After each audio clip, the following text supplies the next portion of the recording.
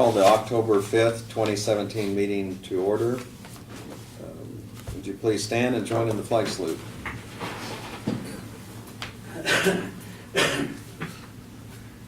I pledge Allegiance to the flag of the United States of America and to the republic for which it stands, one nation, under God, indivisible, with liberty and justice for all.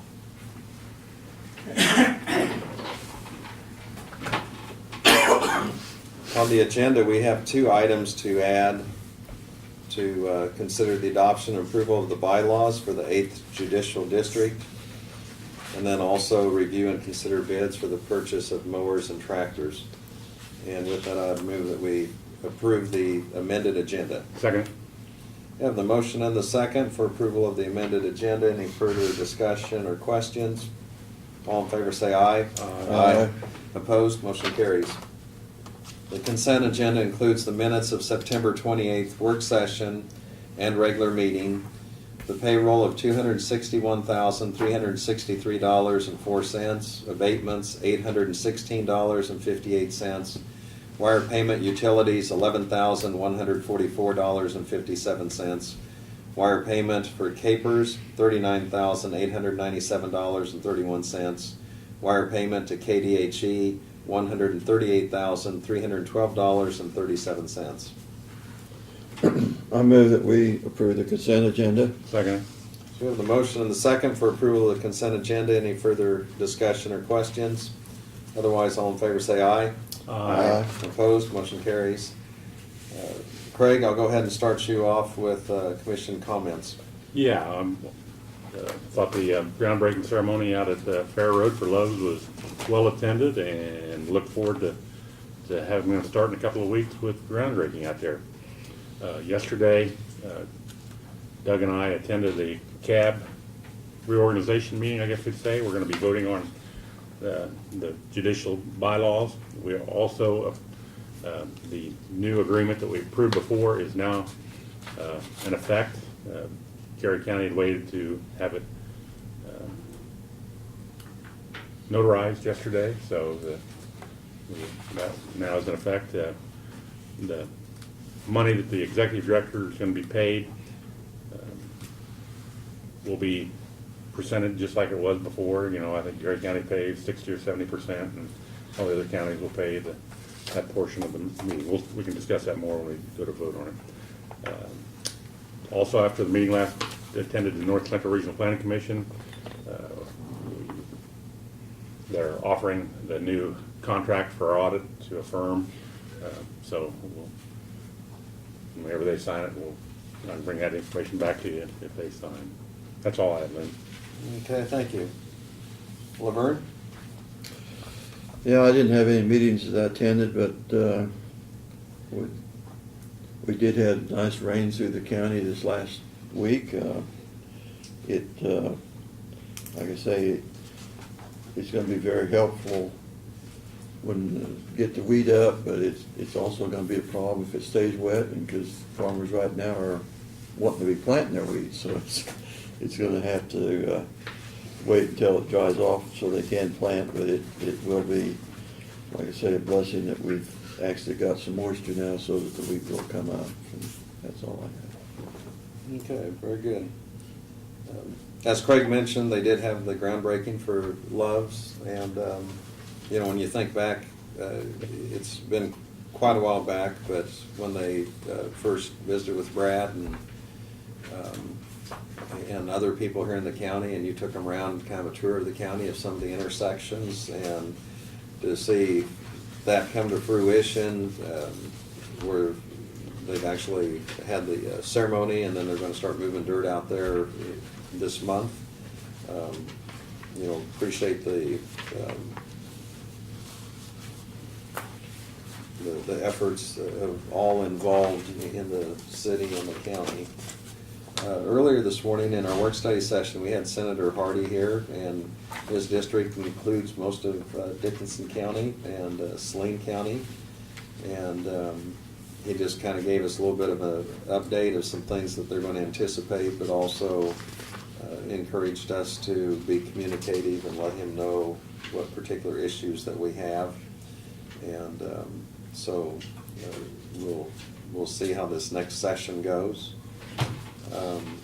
We also had Dick Palmer in, and he's our IT person, and gave us a little bit of an update on some of the things that were taking place. And that's pretty much all that we have right now. Are there any other comments? At this time, we could have any public comments if there are any, and I don't see anyone here, so we'll go ahead and move on. We have a couple of proclamations today, and so I'll go ahead and read those at this time. The first one we have is a proclamation to declare October as Domestic Violence Awareness Month. Whereas family and relationships are often counted among life's greatest blessings, and tragically many Kansas relationships are tarnished by violence and fear, and whereas the crime of domestic violence violates an individual's privacy, dignity, security, and humanity due to the systematic use of physical, emotional, sexual, psychological, economic, and coercive control or abuse.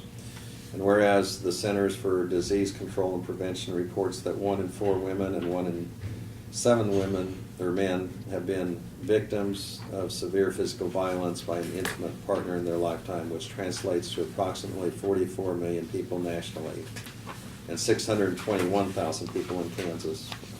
Whereas the Kansas Bureau of Investigations reports that 22.9% of all homicides in Kansas in 2015 were related to domestic violence.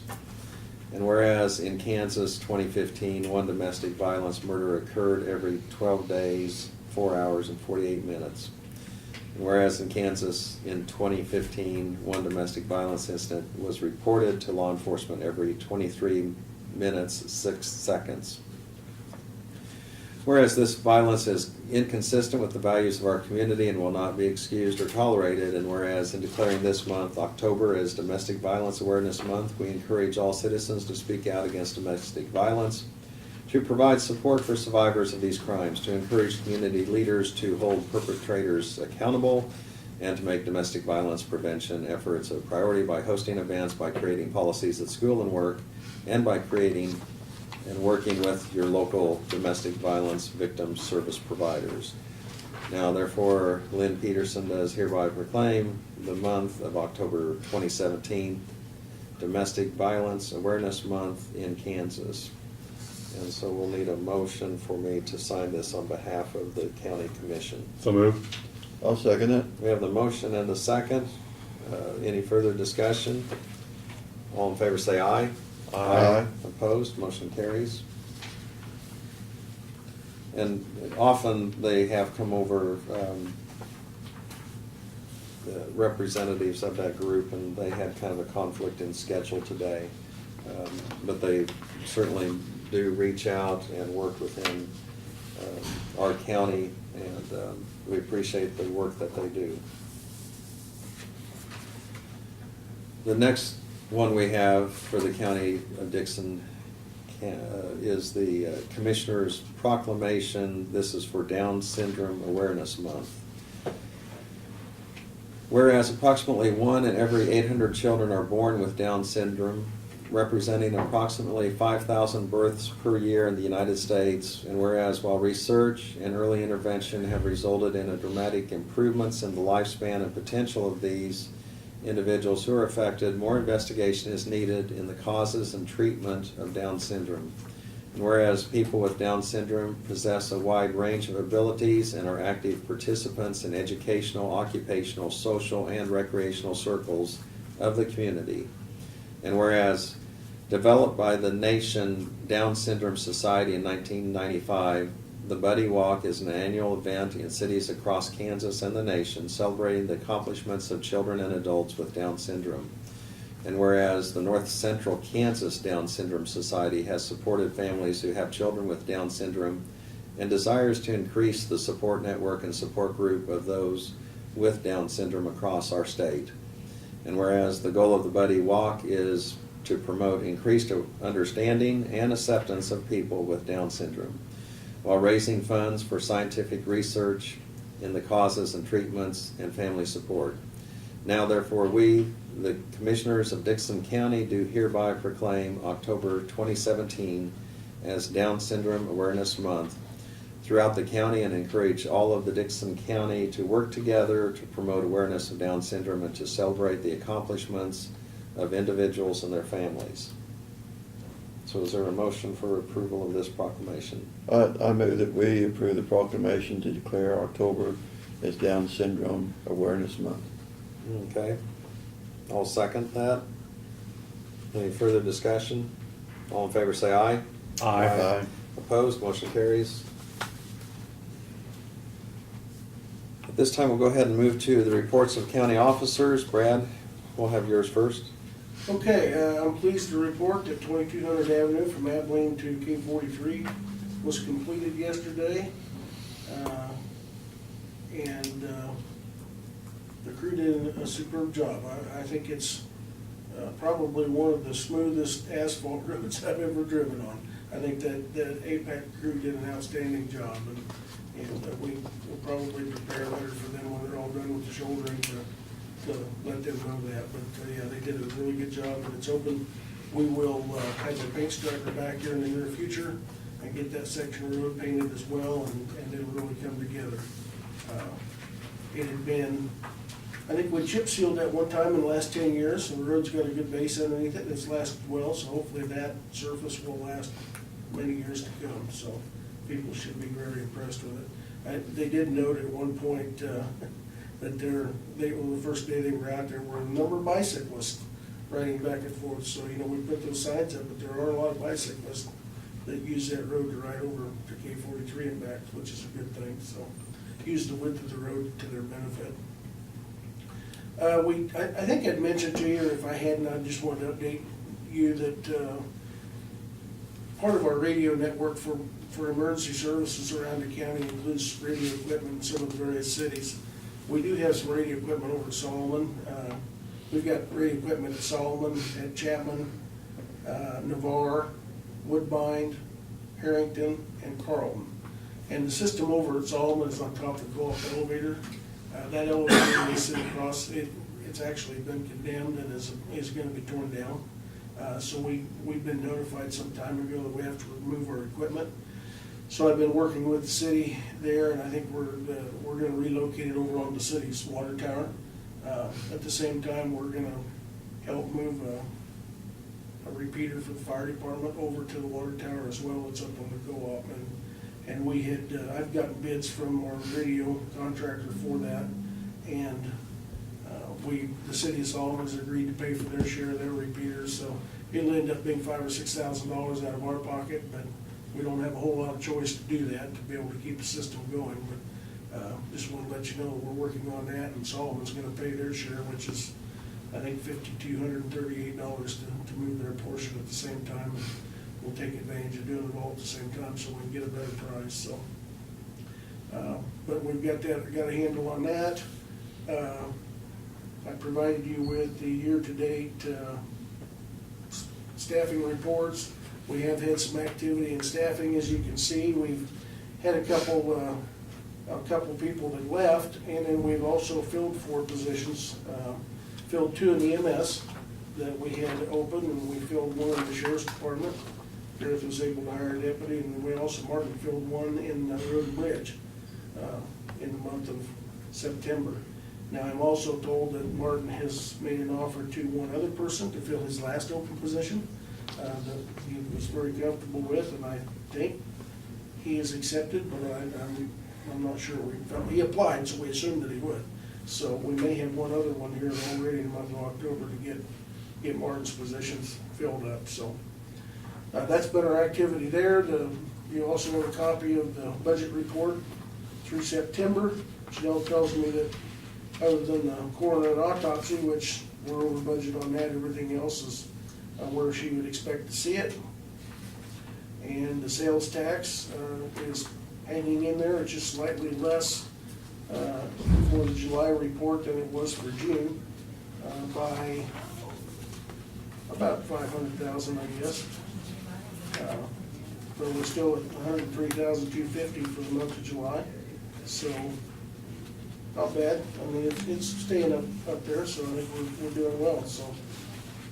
I'm really eager to see, I told Janelle, I'm really eager to see, here in a month or two, how it comes in to see what the Chisholm Trail 150th did for Abilene and the county, because I think that would probably be a really good month, so. And then the last thing is, just as a reminder, that the courthouse is closed Monday for in-service for Columbus Day. And the county staff will be at Star Hall going through our in-service training, starting at 8 o'clock, and we'll get a good day planned, so. That's Very it. good, thank you. Did you ever get a hold of Clay County? Or they ever? I have not heard from him yet. I've got his phone number if you want. I can email Kayla this Okay. afternoon and their county clerk. I had, like I said, I never got to see. Did you ask Doug? What Or, Dave? Yeah, he wasn't at the meeting. Okay. Yeah. I'll email her. I'd given her, we got a little bit Oh, of yeah. time, and it kind of surprises me that I hadn't heard from her, but I'll email her Okay. this afternoon and remind her and go from there. But all the other counties have checked in and they're all go, so. Okay, thank you. Doug, do you have anything for us? Oh, just a couple, as Commissioner Chamberlain said yesterday, he and I were at the meeting in Geary County in regards to the 4 counties meeting concerning the bylaws for the Community Corrections Advisory Board, and that's, will be submitted to the commission here in a little bit, I'm sure. The second one is, I have prepared the petition to declare Home Cemetery Association as abandoned. That property we talked about before, and I've sent that to Brad for his signature, and then we'll file it with the court to transfer that abandoned cemetery to Union Township. And we'll start that process to see if we can make that happen. That's all I have. Okay, thank you. Question on that, Brad. Yes. Townships, they take over responsibility, then can they put a line item or a budget item to take care of that, or They not? can, up to $500. Okay. Well, I guess they could go more than that, but they have to provide, A minimum? or how is It's it? not more than 500. Not more than 500. Not more. For maintenance, for general maintenance, the mowing of it. And in this case, Union Township, or at least some members of it, not the township itself, but some volunteers have been maintaining that property, mowing it once or twice a year. And some time ago, they put up a fence around the property because it sits in the middle of open territory. And so they've done a really good job, and we're glad to see that that's already Yeah. being addressed. And several of the county departments have already had records on it that helped us to be able to get up to speed, because this was originally on the tax sale. Right. And so once we realized what it was, why we got it off the tax sale, because it didn't belong there. And now moving forward to have some permanency in place for it. Yeah, you don't want to burden the township with property and no way to get any, they have to take care of themselves, but, they mow it once a year and. Much to my surprise, they were already aware of the Yeah, I know statute, and were that. already doing it, so Yeah. kudos to Yeah. Union Township, they were ahead of us, so. Okay, we'll move on to notices and communications. We have just a few things here. We have our monthly report from Leah in the Treasurer's Office. Also just saying that the Register of Deeds Office is going to host just be a Halloween party that's various, I guess, groups within the county kind of take turns on different holidays, but they're just going to be serving chili on October 30th, so that's a ways off. We also have a letter from Central Kansas Mental Health Center. It says, I would like to thank the commission for an increase in funding for 2018, the support of CKMHC, and the work that we do in Dixon County. We strive to be efficient with every dollar we receive while still achieving good outcomes with our clients. It just states that Central Kansas Mental Health is committed to making better life for members of our communities. As the Dixon County Commission, you're a vital part of that vision to help individuals gain independence and a higher quality of life, especially those that are uninsured or underinsured. And that's all I have. Is anybody else receive anything else they want to bring up this time? Nothing on the computer, Lynn. Okay, thank you. We'll go on to the only items of business we have yet to conduct. We're added on. The first is to consider the adoption and approval of the bylaws for the 8th Judicial District CAB. Brad, would you want to summarize that for us, please? Well, I'll probably defer to Doug on that since he and Craig are involved in that. Okay. Yeah, this is part of, we are, Dickinson County is part of the 4 county of the 8th Judicial District. Marion, Morris, Geary, and Dickinson are part of the Community Corrections Advisory Board. And that's how the Community Corrections Funds are administered through Geary County. Dickinson County and the other counties participate in that and are in membership with it, and also responsible for the maintenance and the successful operation of it. And so the document that you have in front of you is the 8th Judicial, which would be the 4 counties, the District Community Corrections Advisory Board bylaws. So there are changes to the bylaws that are anticipated, and these are the bylaws that would govern for the what's called the CAB Board, which is Corrections Advisory Board. And each of the counties are represented on that. And there have been some structural changes in regards to the administration of that organization to make certain that it's working as smoothly as it can, obtaining the grants that it should, and that there's proper accounting of documents and filing of documents that are necessary for the state of Kansas. So these are the bylaws, and each of the 4 counties are addressing the matter of the bylaws, and we're suggesting that these bylaws be approved. That would be the changes that would kind of tighten that structure for the CAB. So that's the purpose of them. Something that Doug hasn't built, the new board will have a commissioner on the board from every one of the counties that's there, and then they meet quarterly.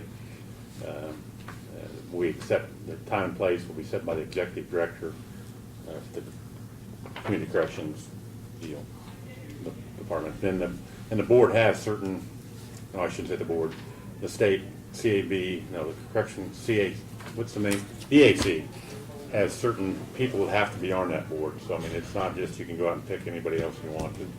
The other 11 members have to be from certain professions and ethnic and that. Am I correct, Doug, in that? Yes, you are. In this case, the major difference to it is the court administrator has been added in a supervisory position over the director to make certain that there's accountability between that corrections department organization and the court system, because that's part of what they serve. And so that's the biggest change that's in place. And also Judge Powers will be on the board too. That's correct. Yeah. He's the Chief chief judge yeah. for the county, for the district, I should say. Okay, and this is something that we've been looking at and received information several weeks or months ago, actually, and so there's been a lot of thought put into this. Yeah, it's So- been about 6 months undertaking, I think, isn't that right, Doug? Yeah, that's all right. Okay. Do we have a motion for adoption of, to approve these bylaws? So moved. I'll second it. We have the motion and the second to approve these bylaw changes or that are going to be adopted now for the 8th Judicial District CAB. Any further discussion or questions? All in favor say aye. Aye. Opposed? Abstain? I Oh, said you aye. Okay, Yeah. I'm sorry. I think you said at the same time as Laverne. So I I think thought, I well, tried maybe to you do were a that. member and abstained. I'll Okay. use my lower voice. Yeah, okay, yeah. My big boy voice. I didn't know if we're gonna have to do roll call on this or, okay. Poll. Good. So anyway, motion passes. Next item we have is review and consider the bids for the purchase of mowers and tractors. Okay, this is an issue, of course, we knew we were gonna have to take up.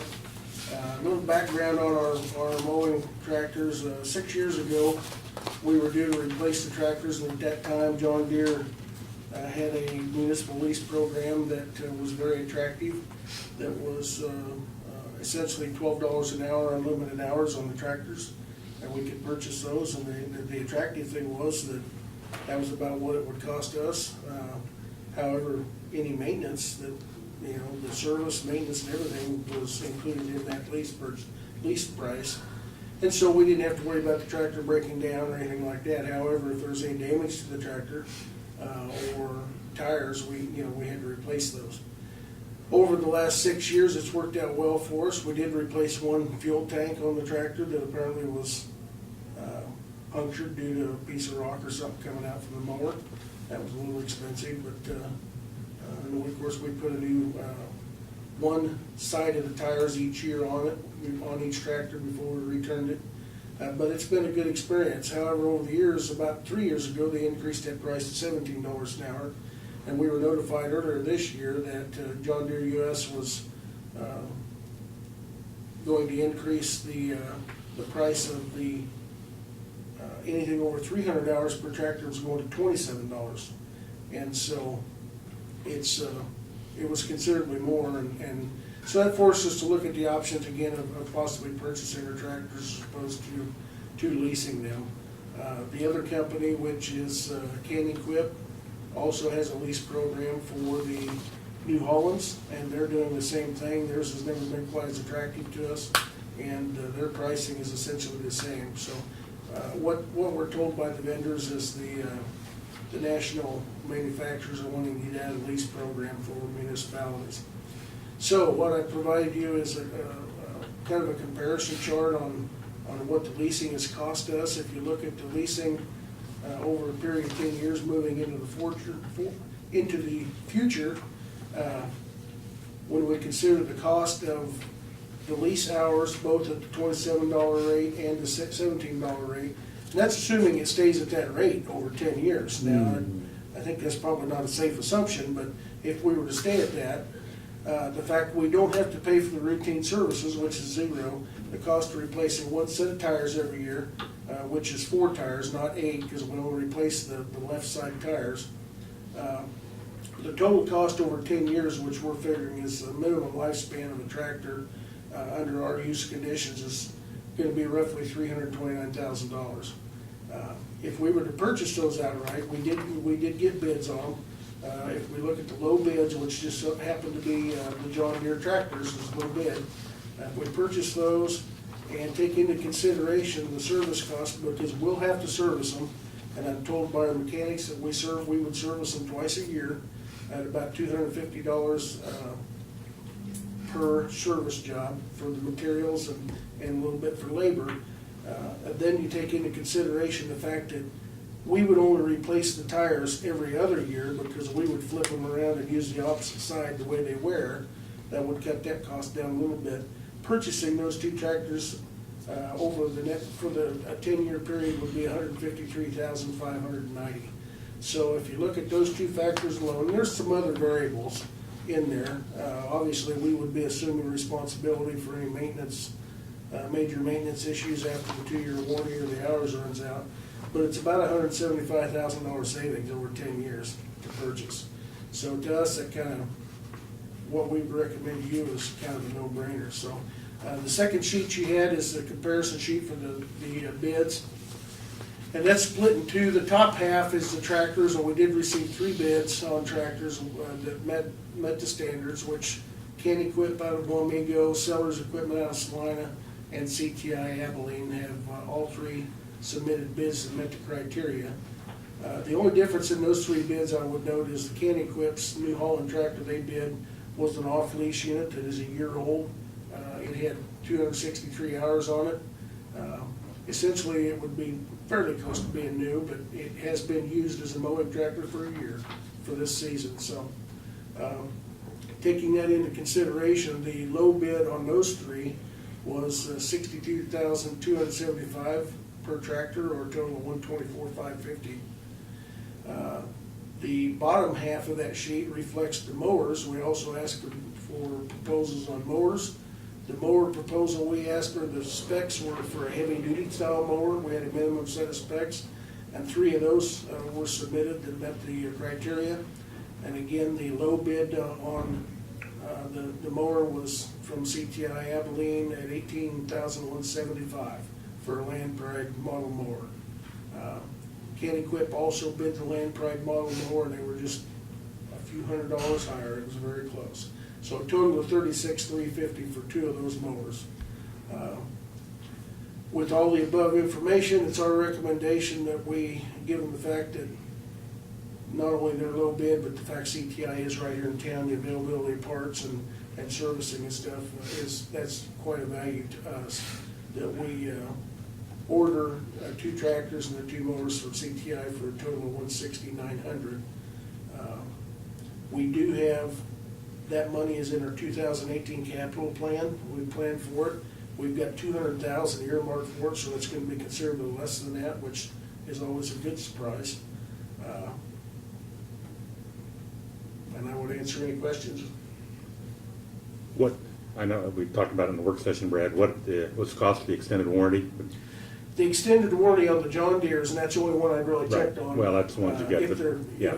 if we were interested in that, would be about $2,400 for the 5-year.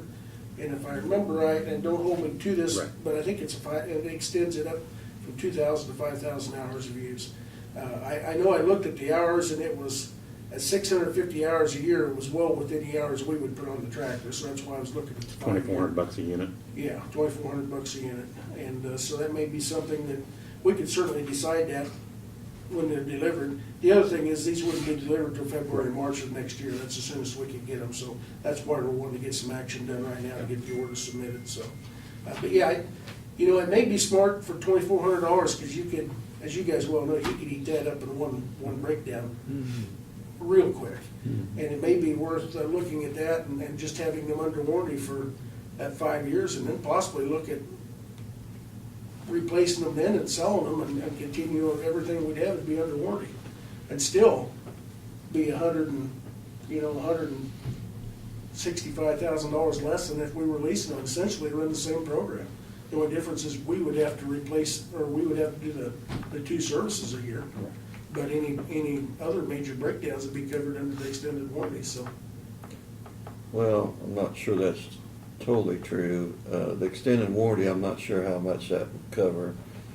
The major parts. Covers engine and drivetrain. I think, Yeah. Right.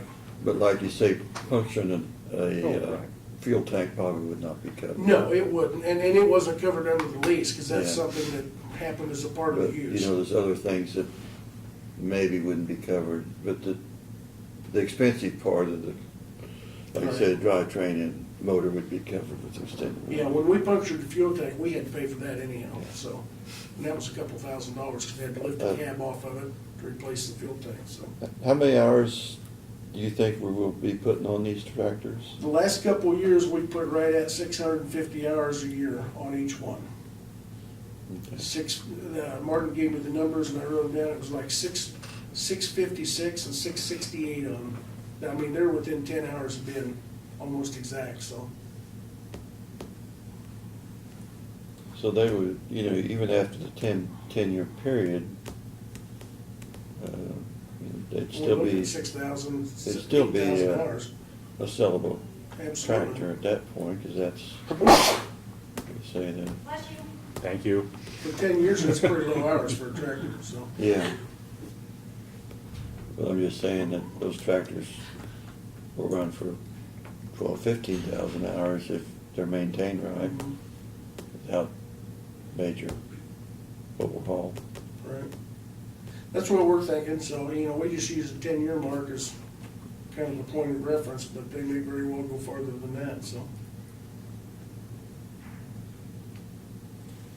Do you want to add the extended warranty onto this, or what we can do is go ahead and pass this for today, and then Yeah, Brad can bring Let me information make back? the motion that we purchase the mowers and the tractors and give the administration the authority to enter into an extended warranty if it's viable. Okay. And that's from John Deere. Correct, yeah, a little bit, the one CTI. recommendation that they've made. I'll second that. Okay, we have the motion and the second for the purchase from CTI John Deere for the 2 tractors and also the Land Pride mower. The total was $160,900, but also as stated, we authorized Brad and staff to enter an agreement if it seems viable for the extended warranty. Any further discussion or questions or clarification? All in favor say aye. Aye. Your voice and sneezes carry. Opposed? Motion carries, and I move we adjourn. Second. Got the motion and the second. Any further discussion? All in favor say aye. Aye. Opposed? Motion. We're adjourned.